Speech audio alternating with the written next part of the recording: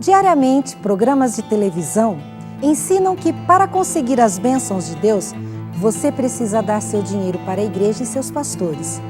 Outros pregam que para se salvar é unicamente preciso guardar a lei dos 10 mandamentos. Outros ainda acreditam que só existe salvação através da caridade e boas obras. Existe ainda quem acredita que precisa de cerimônias de purificação da alma. Afinal, o que é preciso fazer para ganhar a salvação e a vida eterna? O que Deus espera de você e de mim?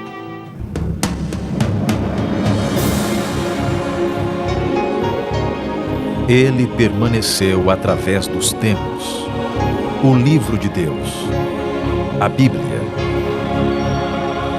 Indispensável em nosso mundo complexo. Está escrito, transmitindo esperança ao redor do mundo. Apresentado por Fernando Iglesias. A Bíblia conta a história de alguém que tentou buscar a Deus sinceramente no caminho errado, mas acabou encontrando o caminho certo. Seu nome era Saulo. Saulo nasceu na cidade de Tarso. Tinha sido educado em Jerusalém pelos mestres mais importantes da época. Veja o que Saulo diz sobre ele mesmo, o seu caráter, a sua conduta com Deus. Circuncidado ao 8º dia, da linhagem de Israel, da tribo de Benjamim, hebreu de hebreus, quanto à lei, fariseu, quanto ao zelo, perseguidor da igreja, quanto à justiça que há na lei, irrepreensível. Isso está em Filipenses 3, 5 e 6. Você viu só? Saulo era assim, um religioso a toda prova, mas religioso segundo a sua própria visão. Ele pensava que se guardasse a lei de Deus, ganharia a salvação. Saulo, na verdade, era um legalista. É assim que é chamado todo aquele que coloca a lei como meio de conseguir a sua salvação. Os legalistas, em geral, se tornam fanáticos. E as religiões estão cheias de fanáticos. São pessoas que levam uma vida amargurada, sem sabor, sem alegria, e que, por terem uma vida vazia, acabam gastando a maior parte do seu tempo reparando e olhando a vida dos outros. Saulo era um fanático, capaz de perseguir cristãos porque diziam que a salvação era apenas pelos méritos de Cristo, de graça. Saulo era como muitos que não conhecem a graça de Deus.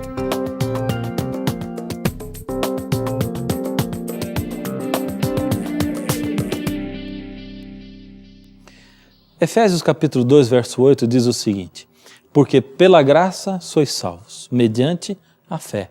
E isso não vem de vós, é dom de Deus. Cada religião oferece um caminho para alcançar a salvação. Um caminho de aprovação, de deveres, de trocas.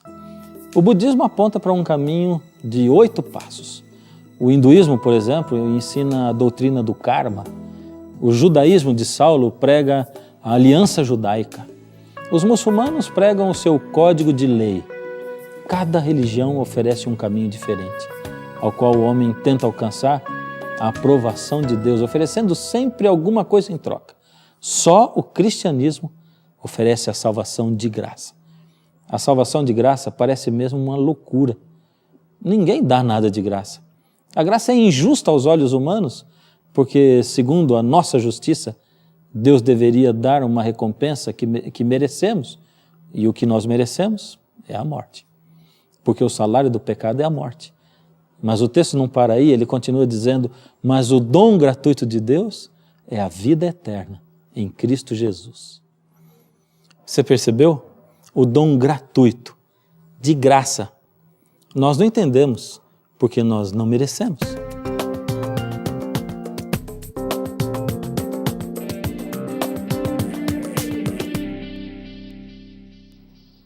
A graça é isso mesmo, alguma coisa que nós não merecemos, dada por Deus sem pedirmos, mas que só será útil se nós usarmos.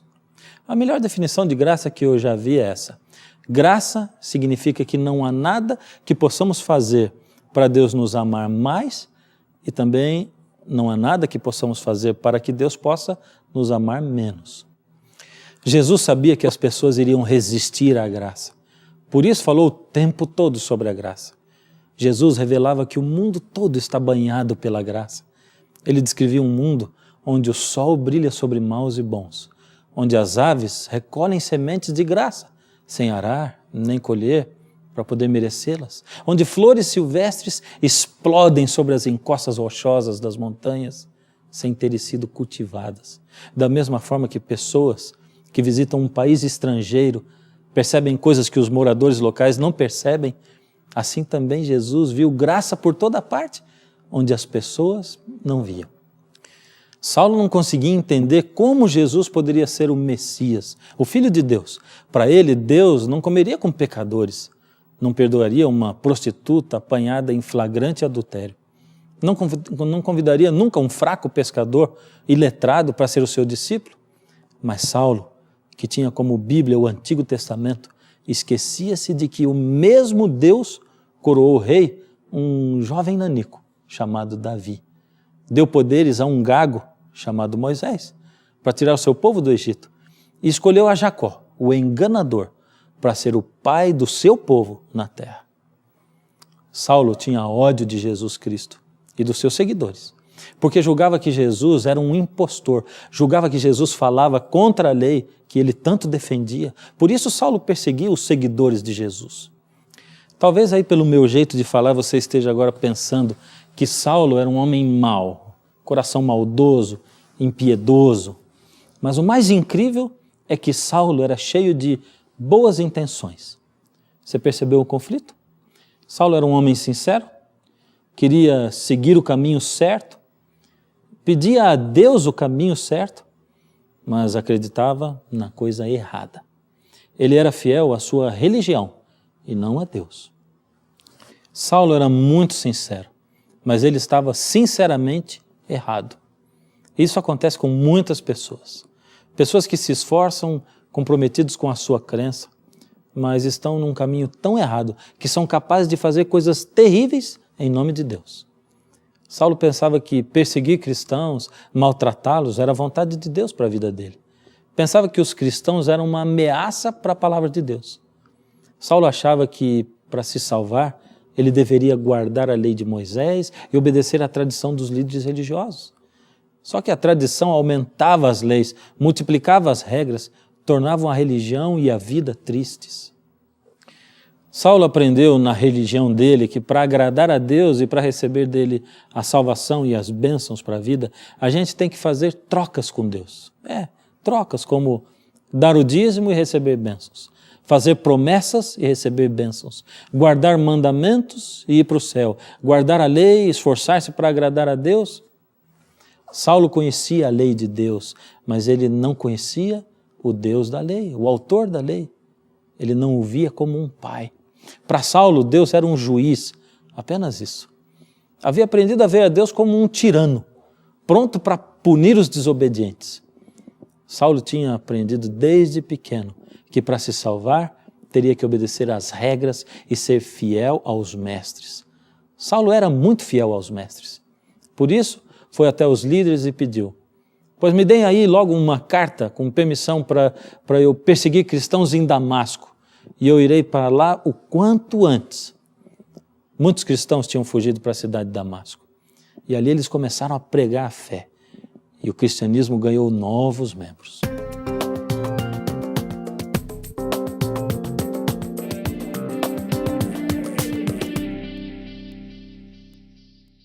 E o sincero Saulo, tentando agradar a Deus, saiu em viagem para perseguir os cristãos. Mas ele ainda desejava mais do que tudo na sua vida servir a Deus e entregar-se totalmente, trabalhando para Deus. O momento dele de decisão ainda não havia chegado.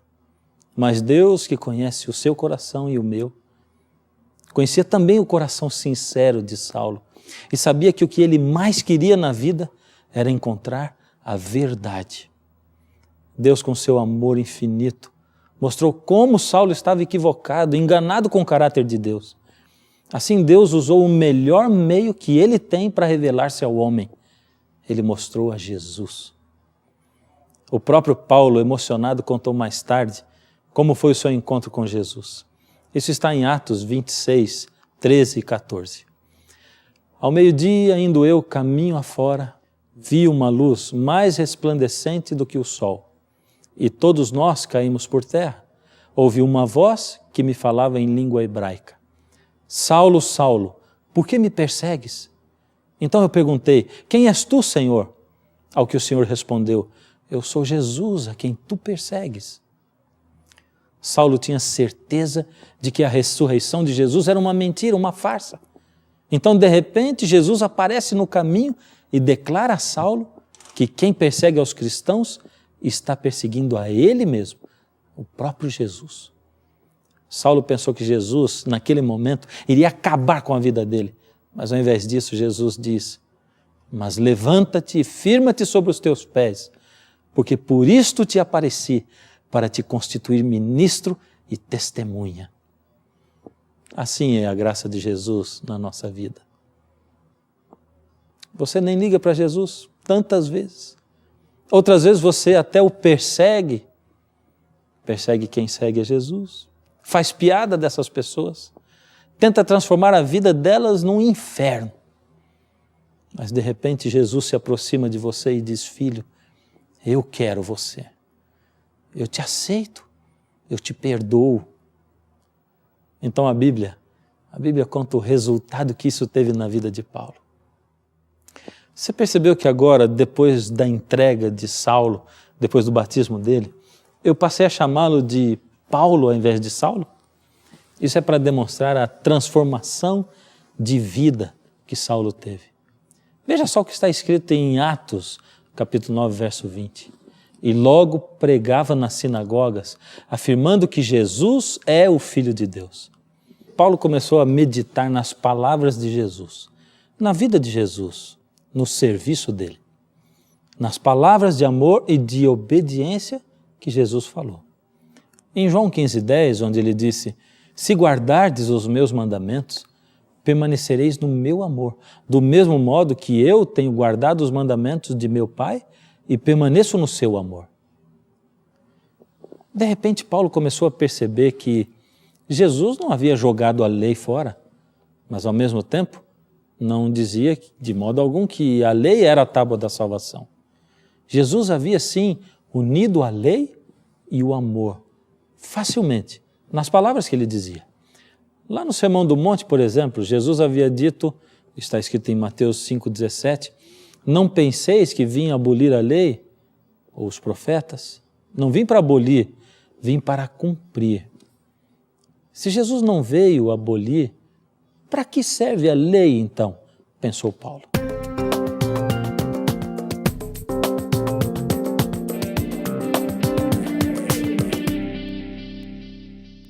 Uma grande questão que Paulo havia aprendido com o próprio Jesus é que guardar a lei não salva ninguém.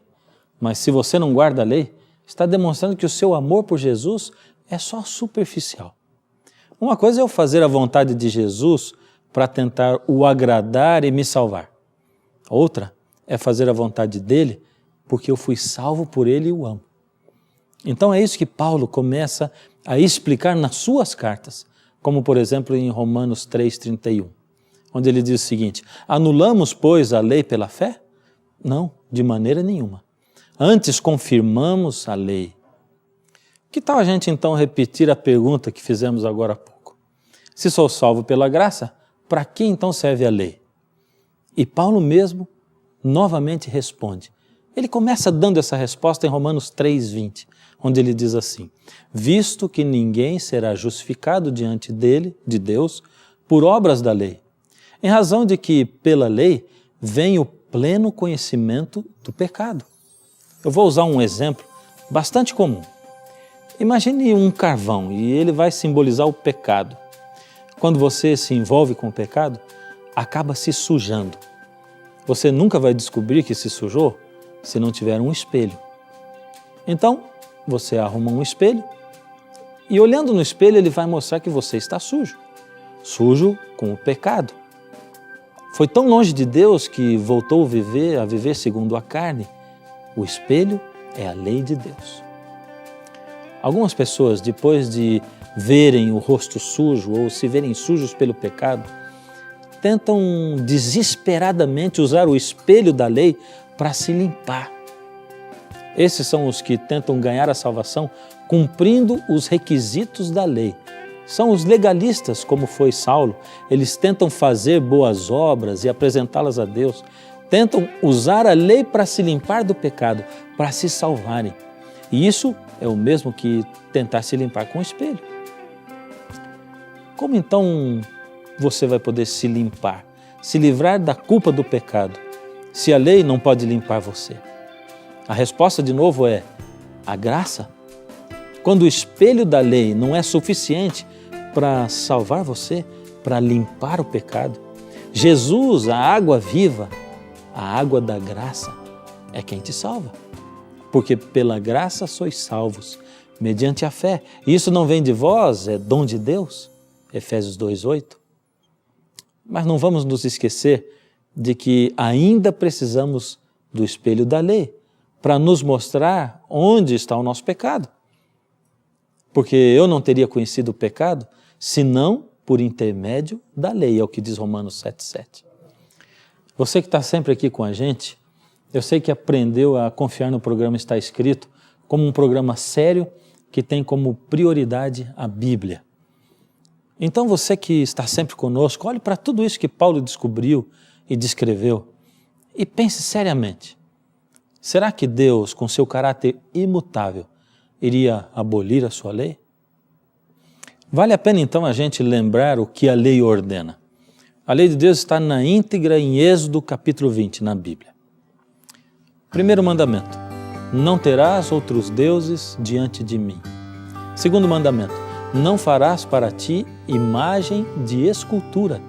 Terceiro mandamento, não tomarás o nome do Senhor teu Deus em vão. Quinto mandamento, honra a teu pai e a tua mãe. Sexto mandamento, não matarás. Sétimo mandamento, não adulterarás. Oitavo mandamento, não furtarás. Nono mandamento, não dirás falso testemunho. E 10º mandamento, não cobiçarás. Pense bem, se Deus tivesse abolido a sua lei, Ele teria permitido a todos que fizessem todas essas coisas. Queridos, a lei de Deus, na verdade, é a essência do caráter de Deus. Salmo 19:7 diz, a lei do Senhor é perfeita e restaura a alma. Essa lei já existia até antes da criação do mundo. Deus não muda. A sua lei nunca poderia mudar. E se você tem dúvida disso, Ele mesmo é quem declara isso em sua palavra, em Malaquias capítulo 3, verso 6, onde Ele diz, eu, o Senhor, não mudo. Nós nunca devemos ser legalistas. Guardar a lei para contar pontos com Deus, para salvação, de nada adianta. Nada temos de boas ações para oferecer a Deus. A salvação é de graça. A graça e só a graça. Mas depois de recebermos a graça, somos transformados, ficamos parecidos com o Senhor Jesus através da comunhão, da leitura da Bíblia, da oração a Ele. Os nossos atos começam a ficar diferentes, começam a ficar parecidos com os atos do Senhor Jesus. Porém, se algum dia nós nos desviarmos do Senhor, se deixarmos de ser guiados pelo Espírito, a lei de Deus vai estar ali, para nos mostrar que fomos longe demais e que é hora de voltar. Oh, quanto amo a tua lei, ela é o meu prazer, Senhor. Sim, verdadeiros são seus passos, é a verdade dos teus lábios e motivo do meu louvor. Bem-aventurados os que andam na lei, nela tenho vida, não me esquecerei. São seus ensinos, luz pro meu caminho, nela seguro estarei. A tua lei é perfeita,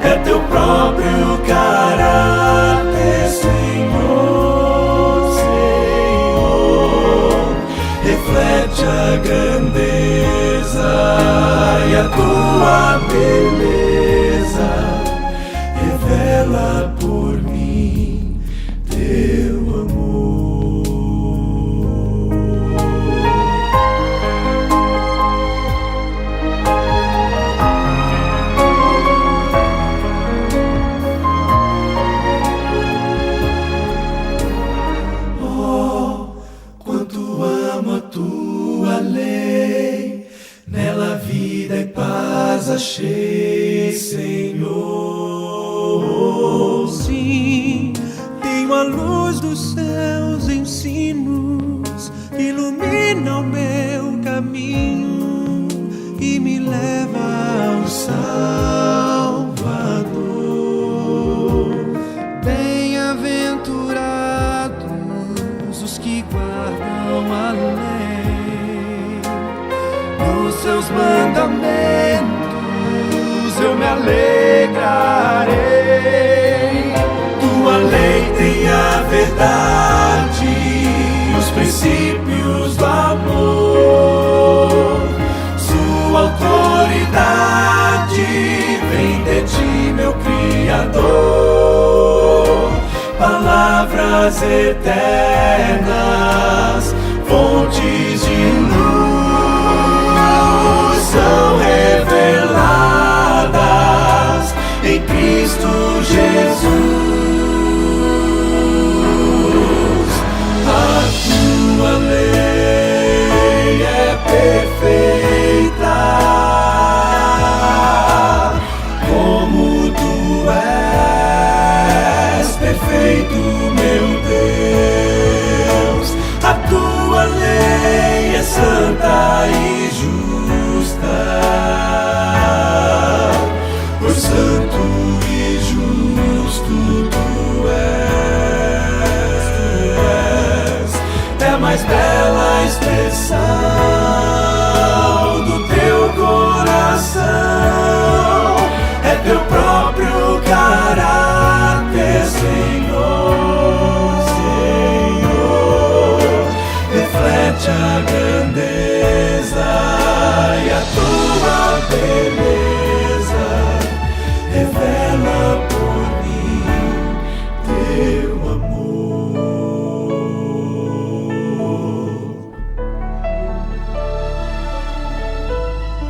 Oh, quanto amo a tua lei, ela é o meu prazer.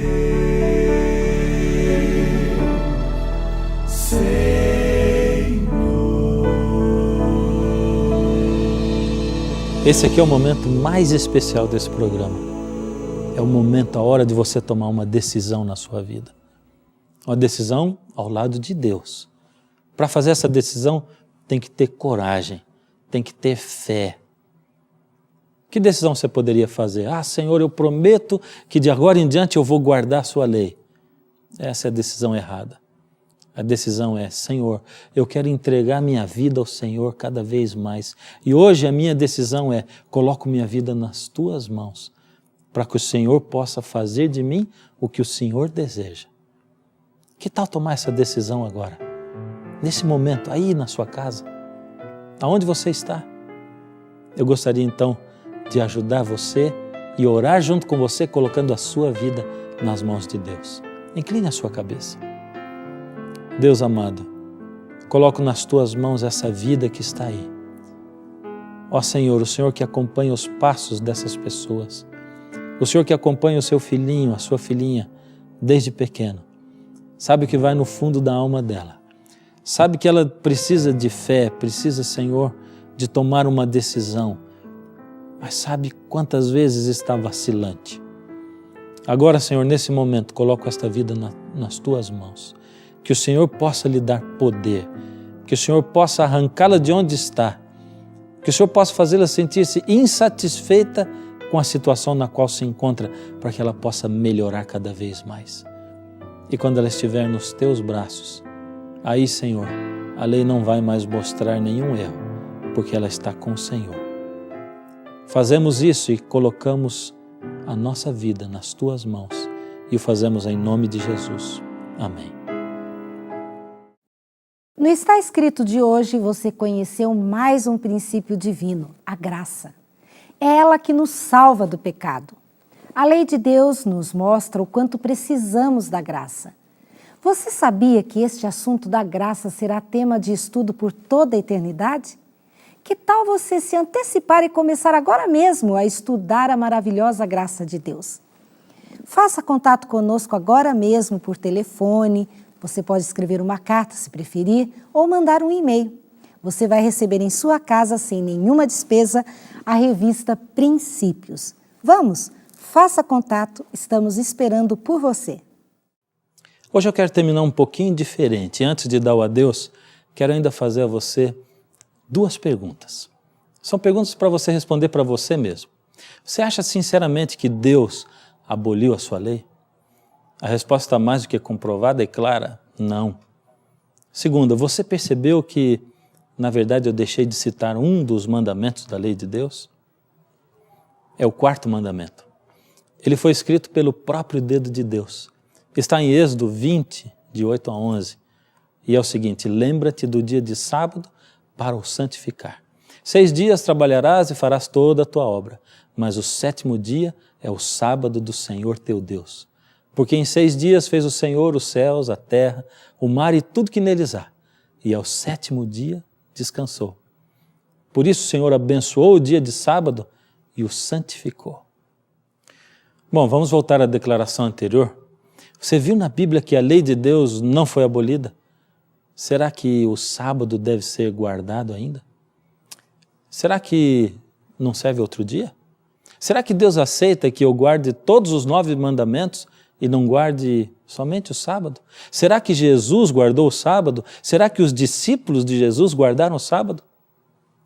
Tudo isso e muito mais espera por nós nos próximos programas. Eu fico aqui, esperando você, no próximo encontro. Mas até lá, lembre-se, está escrito: nem só de pão viverá o homem, mas de toda palavra que sai da boca de Deus. A tua lei é perfeita,